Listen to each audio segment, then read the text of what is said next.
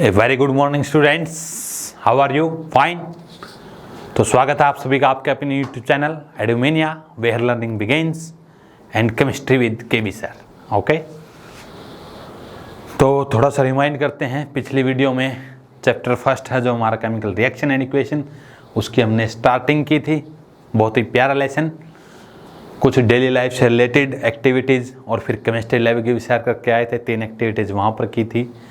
तो यानी कि ये समझ लिया था कि केमिकल चेंजेस क्या होते हैं और क्या क्या ऑब्जर्वेशंस ऐसी हैं जिनको देखकर हम ये बोल सकते हैं कि यहाँ पर यस केमिकल रिएक्शन हुई है। ओके, अब इस वीडियो में हमारी जिम्मेवारी है कि उस केमिकल इक्वेशंस जो केमिकल चेंज हो रहे हैं उसको कैसे रिप्रेजेंट करें।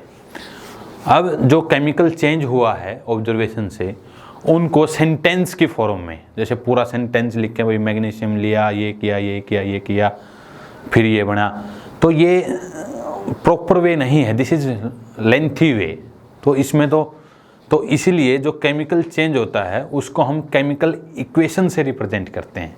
केमिकल इक्वेशन, ध्यान दें, केमिकल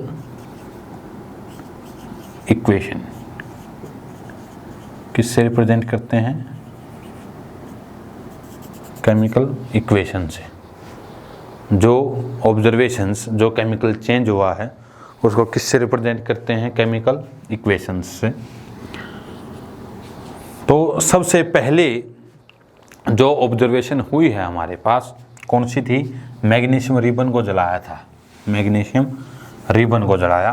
किसको जलाया? Magnesium ribbon. तो उसको कैसे लिखेंगे? मैग्नीशियम लिया, क्या लिया? मैग्नीशियम। ठीक, जलाने का मतलब क्या है? ऑक्सीजन। कौन सी गैस है जो हेल्प करती है बर्निंग में? Oxygen gas. तो क्या बन गया है? Magnesium oxide. क्या बन गया जी? Magnesium oxide. Magnesium plus oxygen, magnesium oxide. तो ये क्या बन गई है? इसने मैग्नीशियम को रिप्रेजेंट किया, ऑक्सीजन को और एरो लगा के मैग्नीशियम ऑक्साइड। तो ये एक इक्वेशन बन गई है। क्या बन गई है? इक्वेशन, जो किसको रिप्रेजेंट कर रही है? चेंज को रिप्रेजेंट कर रही है। कौन से चेंज को? केमिकल चेंज को। तो ये क्या बन जाएगी? Chemical equation. क्या बन जाएगी? Chemical equation. तो अगर हम लिखना चाहें तो इसमें लिख देंगे क्या? an equation which represents an equation which represents a chemical change, which represents a chemical change is called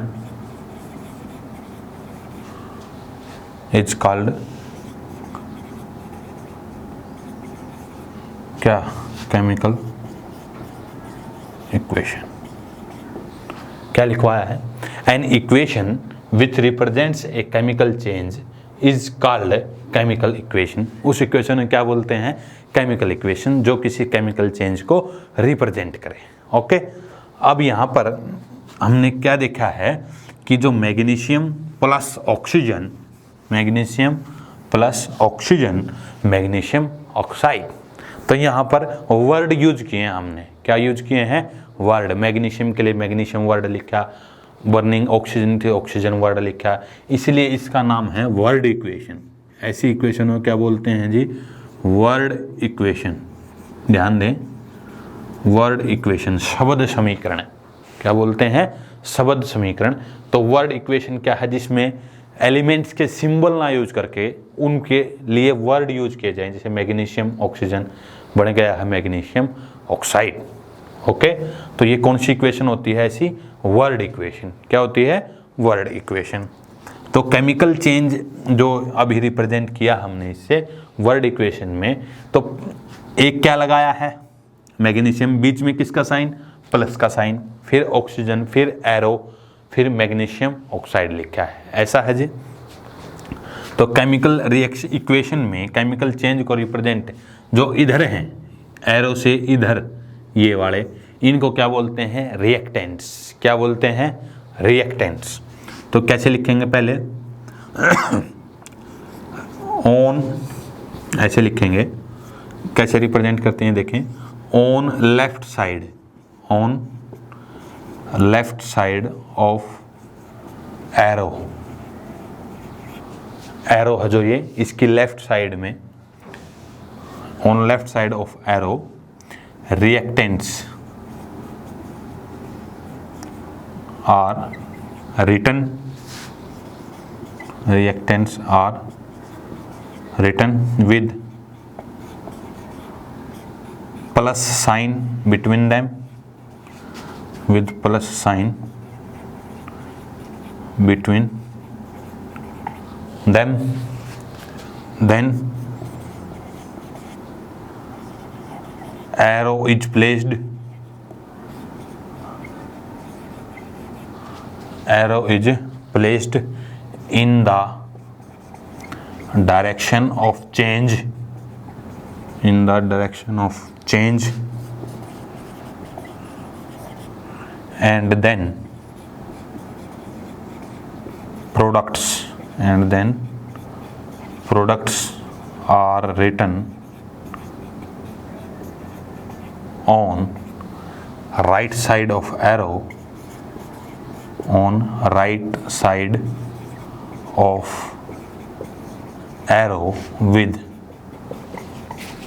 plus sign between them, with plus sign between them. तो ऐसे जो वर्ड इक्वेशन में किसी भी चेंज को रिप्रेजेंट किया जाता है, तो पहले जो एरो से इधर हैं इनको क्या बोलते हैं हम? रिएक्टेंट्स। रिएक्टेंट्स, अभिकारक। क्या बोलते हैं? अभिकारक। तो रिएक्टेंट्स क्या हो गए हैं? दोज एलिमेंट्स या कंपाउंड्स जो रिएक्शन में पहले पार्टिसिपेट करेंगे, यानी कि शुरू में जैसे जिंक लिया, सल्फ्यूरिक एसिड लिया, तो वो रिएक्टेंट्स हैं, फिर उनको मिलके जो रिएक्शन हुई है वो रिएक्टेंट बनेंगे। ये क्या हो गए हैं? रिएक्टेंट्स। एरो के जो राइट साइड में ये क्या है? प्रोडक्ट्स। क्या है? प्रोडक्ट्स, उत्पाद जिनको बोलते हैं। और ये एरो है, एरो ये हेड है जो, यानी कि एरो का हेड जिस तरफ होगा ये क्या दिखाएगा? चेंज। चेंज का मतलब डायरेक्शन ऑफ चेंज। क्या दिखाएगा? Direction of change.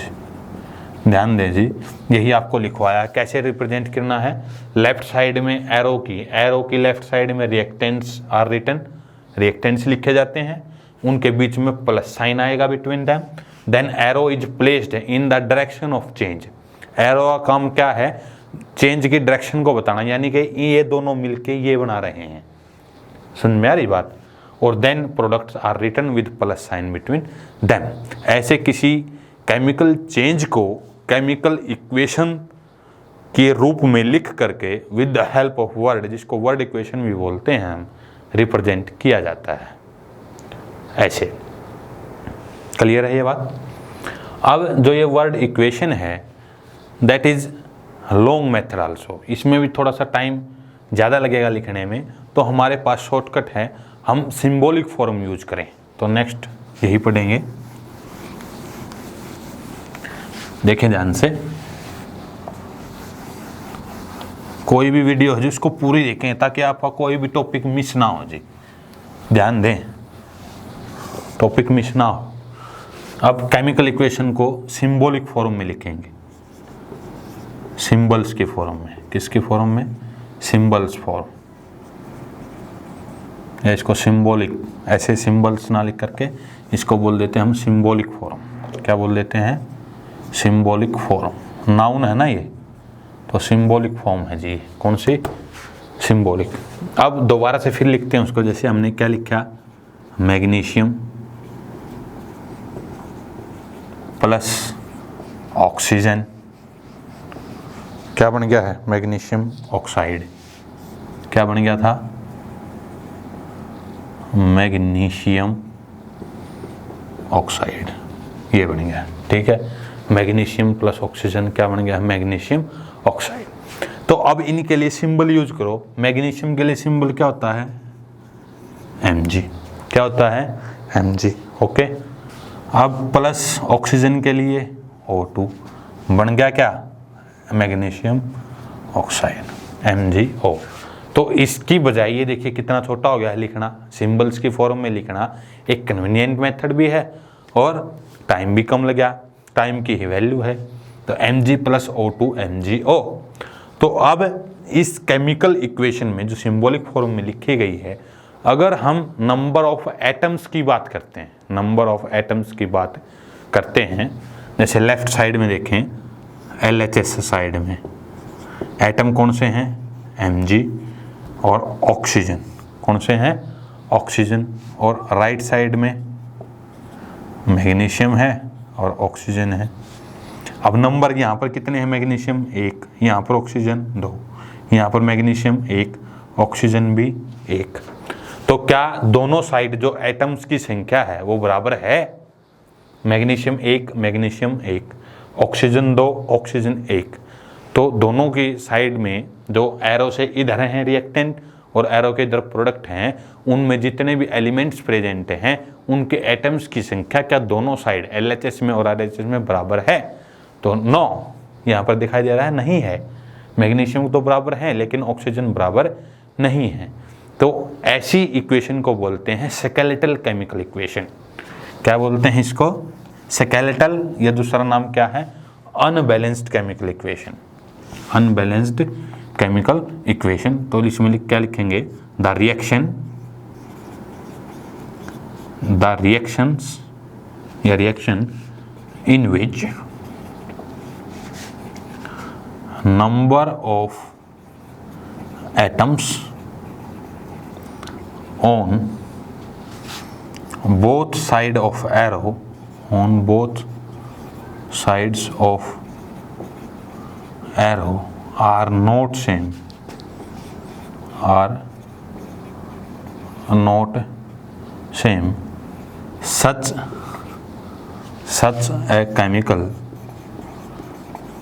a chemical reaction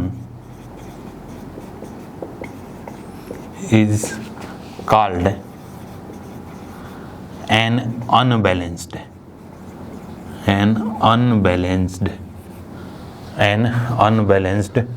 or skeletal chemical equation, skeletal chemical equation। क्या बोलते हैं इसको, स्केलेटल केमिकल इक्वेशन। क्या बोलते हैं, स्केलेटल, नाम देखें ध्यान से, स्केलेटल, स्केलेटल केमिकल इक्वेशन। लिखा क्या है देखें ध्यान से। अब ये इक्वेशन की शॉर्ट फॉर्म में लिखते हैं, आपने ऐसे लिखना है जी, स्केलेटल केमिकल इक्वेशन। तो the reaction in which number of atoms on both sides of arrow, arrow के बोथ साइड जिसमें एटम्स की संख्या सेम ना हो, यानी कि जो इक्वेशन बैलेंस ना हो, उसको बोलते हैं अनबैलेंस्ड, असंतुलित। अनबैलेंस्ड का मतलब असंतुलित। और skeletal, skeletal means Kankali, Kankali रासायनिक समीकरण। कंकाली, कंकाली का मतलब जैसे ह्यूमन बॉडी का स्केलेटन होता है ना, बोन्स होते हैं उसमें, यानी कि ढांचा तैयार है, उसमें फंक्शनिंग नहीं हो रही है, अभी बैलेंस नहीं है वो, इसीलिए इसका नाम स्केलेटल, यानी कि ढांचा लिखा है बस ओनली, जो चेंज हुआ है, बैलेंस वगैरह कुछ नहीं किया है। तो इसीलिए ऐसी इक्वेशन को बोला जाता है स्केलेटल केमिकल इक्वेशन, कंकाली रासायनिक समीकरण। तो अब नेक्स्ट जो बात करते हैं हम कि अनबैलेंस्ड या स्केलेटल केमिकल इक्वेशन है, तो ये पढ़ ली। अब बैलेंस की बात है, यानी कि बैलेंस नहीं है, ये जिक्र हम क्यों उठा रहे हैं कि कहने का मतलब है कि हमें रिएक्शन को बैलेंस करने की ज़रूरत क्यों है, वो नेक्स्ट क्वेश्चन अराइज हो गया है।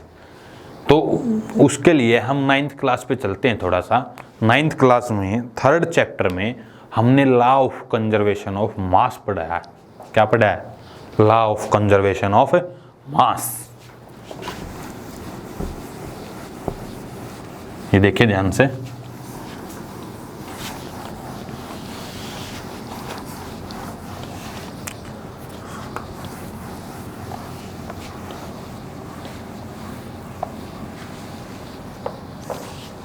लॉ ऑफ कंजर्वेशन ऑफ मास पढ़ा है हमने, लॉ ऑफ कंजर्वेशन ऑफ मास। उसकी स्टेटमेंट क्या थी जी कि ड्यूरिंग ए केमिकल प्रोसेस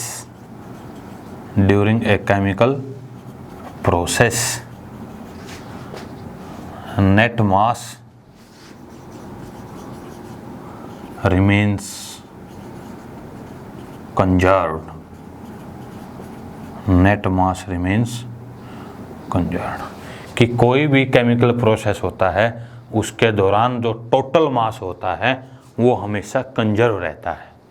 कहने का मतलब है कि मास ना तो क्रिएट हुआ है ना डिस्ट्रॉय हुआ है, बस उसकी फॉर्म बदली है। पहले आपने जैसे सिंपल लिखें बात कि मैग्नीशियम लिया, क्या लिया, मैग्नीशियम लिया, उसमें कुछ मास था प्लस वो जला दिया, ऑक्सीजन कुछ ऐड होगी तो MgO मैग्नीशियम ऑक्साइड बन गया। दोनों साइड मास सेम रहना चाहिए ना, मास खत्म हो गया थोड़ी गया कोई। अरे ये देखो ना, जैसे होली पे खेलते हैं, होली पे क्या लेते हैं, पानी लेते हैं, उसमें कुछ मास है, उसका रंग मिला दिया आपने, वो भी कुछ अमाउंट में था, मास में था, दोनों गुड़ गए, रहे तो उतना ही गा ना। समझ में आई ना बात। जैसे सपोज मान ले लीटर के बजाय हम दूध ले, जैसे किलो में नापते हैं, 5 किलो पानी में आपने 1 किलो रंग घोल दिया सपोज, तो 6 किलो जब वो गुड़ा नहीं, जब मटेरियल है और 6 किलो गुड़ने के बाद हो जाएगा। समझ में आ रही है कुछ बात है। अरे मीठा दूध पीते हैं यहाँ पे, मान लीजिए 2 किलो दूध था आपके पास, 1 किलो चीनी डाल दी उसमें, ठीक हो गया। जब नहीं डाली थी तब भी वो 1 किलो चीनी 2 किलो दूध, 2 + 1 कितना था, 3। अब मिलाने के बाद भी कितना हो जाएगा, 2 + 1 3। यानी कि कोई भी केमिकल प्रोसेस होता है उसमें लेफ्ट साइड में जो रिएक्टेंट का मास होता है और राइट साइड में जो प्रोडक्ट का मास होता है दोनों बराबर होते हैं। इसीलिए दोनों साइड जो एटम्स की संख्या है, जो भी एलिमेंट्स उसमें पार्टिसिपेट कर रहे हैं उनकी संख्या बराबर होनी चाहिए, तभी तो मास कंजर्व रहेगा। अब ये लिखा है इस साइड तो 2 ऑक्सीजन, इस साइड 1 ऑक्सीजन, इस साइड 1 ऑक्सीजन ज़्यादा है ना, इस साइड 1 ऑक्सीजन ज़्यादा, तो इधर मास ज़्यादा इधर मास कम, तो उसको बैलेंस कैसे करेंगे, यहाँ पर भी 2 हो जाए। तो इसीलिए according to law of conservation of mass के अकॉर्डिंग दोनों साइड मास बराबर होना चाहिए। We need to balance a chemical equation. किसी भी केमिकल इक्वेशन को, रासायनिक समीकरण को बैलेंस करने की ज़रूरत होती है, बैलेंस करने की ज़रूरत होती है। ओके, ये बात पता चला। नीड क्या है, आप पढ़ते हैं बैलेंस्ड केमिकल इक्वेशन। क्या पढ़ेंगे, balanced chemical equation, balanced chemical equation.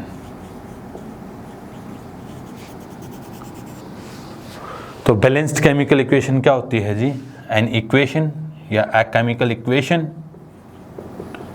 a chemical equation is said to be balanced, if number of atoms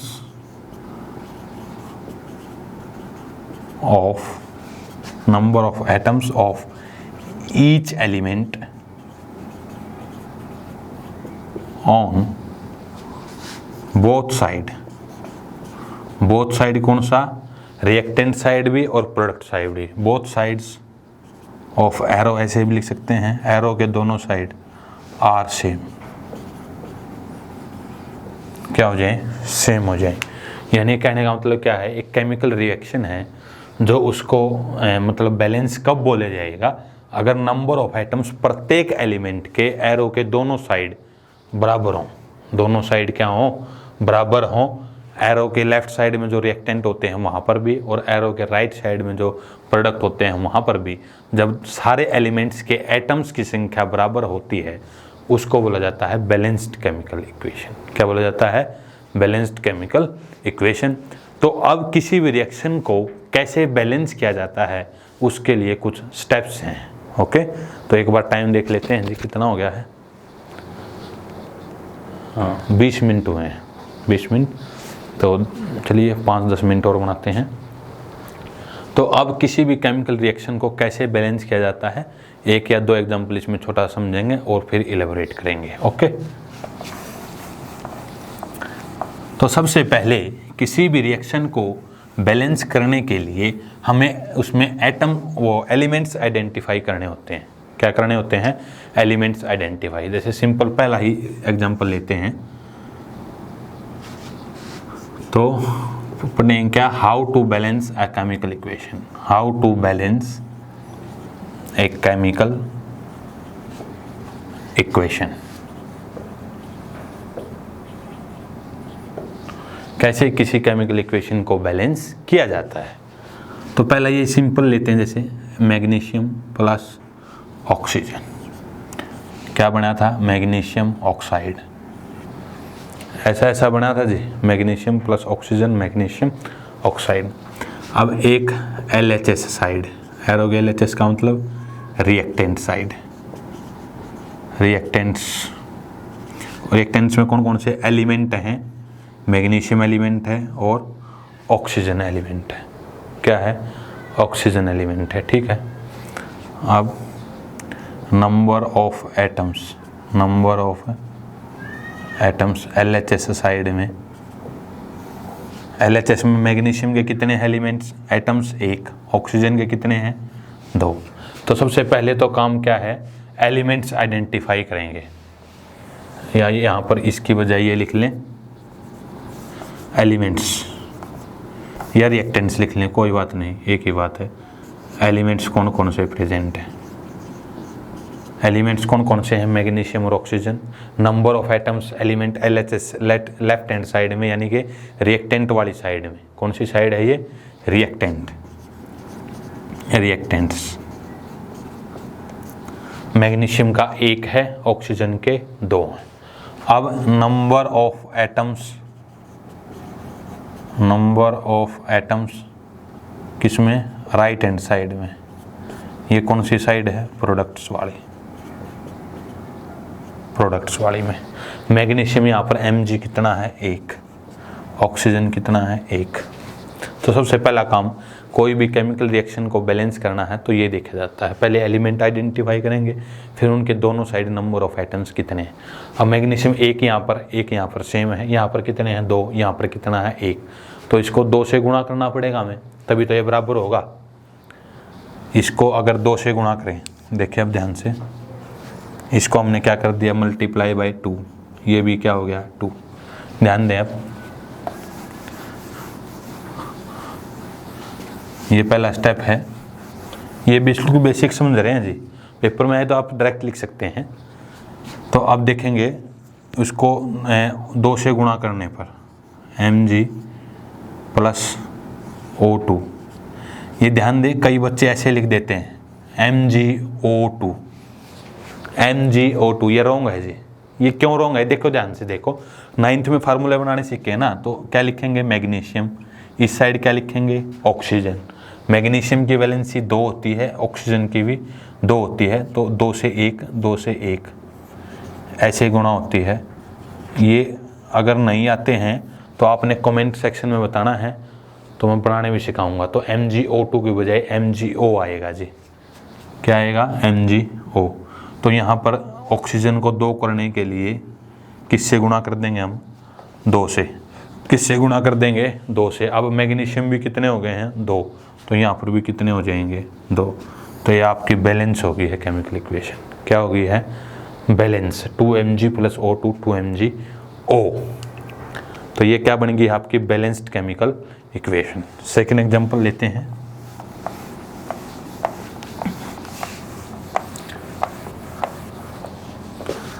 और क्या पढ़ा था? जिंक ग्रेन्यूल्स वाला। Zn प्लस, मान लीजिए हाइड्रोक्लोरिक एसिड है, HCl होता है। क्या होता है? HCl। तो बन गया है क्या? Zinc chloride plus hydrogen gas. ठीक है। अब elements zinc, hydrogen, chlorine. Atoms के नंबर ऑफ एटम्स LHS में लेफ्ट हैंड साइड में जिंक, हाइड्रोजन, क्लोरीन। जिंक कितने हैं? एक, हाइड्रोजन एक, क्लोरीन एक। ठीक, राइट हैंड साइड में जिंक एक, क्लोरीन दो, हाइड्रोजन दो। तो दो दो है ना, यहाँ पर भी कितने से गुणा करें? 2 से 2 हो गया। यहाँ पर भी कितने से गुणा करें? 2 से 2 हो गया। यानी कि हाइड्रोजन और क्लोरीन दोनों को 2 से गुणा कर दो, ये बैलेंस होगी जी। Cl2 Cl2, जिंक एक, हाइड्रोजन दो, हाइड्रोजन दो। This is the balanced chemical equation. क्या हो गई है ये? बैलेंस्ड केमिकल इक्वेशन हो गई है। तो इस तरीके से कोई भी जो केमिकल इक्वेशन है वो बैलेंस की जाती है। और क्यों जरूरत पड़ती है इसको बैलेंस करने की? क्योंकि law of conservation of mass के अकॉर्डिंग दोनों side, reactant side, product side, mass बराबर होना चाहिए। तो नेक्स्ट वीडियो में हम मिलेंगे और मोर एडवांस एग्जांपल्स के साथ कि how a chemical reaction is balanced. तो उसको पढ़ेंगे नेक्स्ट वीडियो में। तब तक के लिए आप देखते रहें हमारे यूट्यूब चैनल को। Thanks for watching our video. Take care, घर पर रहें, सुरक्षित रहें। ओके जी।